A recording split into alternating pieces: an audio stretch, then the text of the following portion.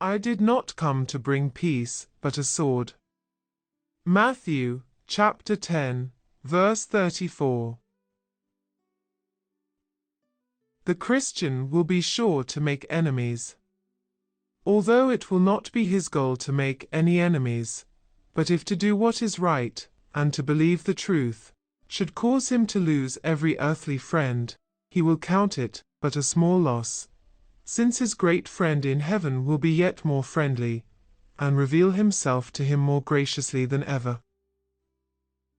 O you who have taken up his cross, do you know what your master said? I have come to set a man against his father, a daughter against her mother, and a daughter-in-law against her mother-in-law, and a man's enemies will be those of his own household. Christ is the great peacemaker, but before peace, he brings war. Where the light comes, the darkness must retreat.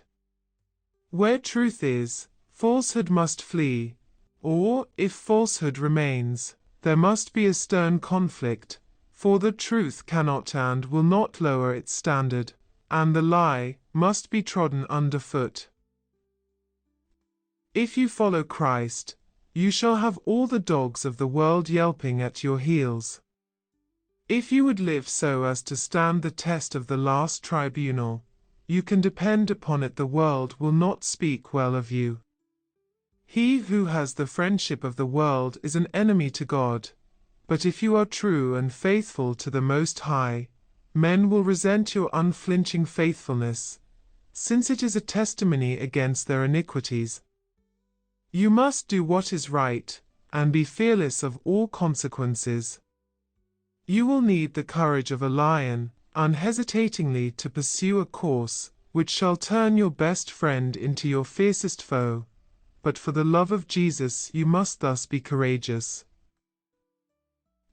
For the truth's sake to hazard reputation and affection is such a deed that to do it constantly you will need a degree of moral principle which only the Spirit of God can work in you, yet turn not your back like a coward, but be brave.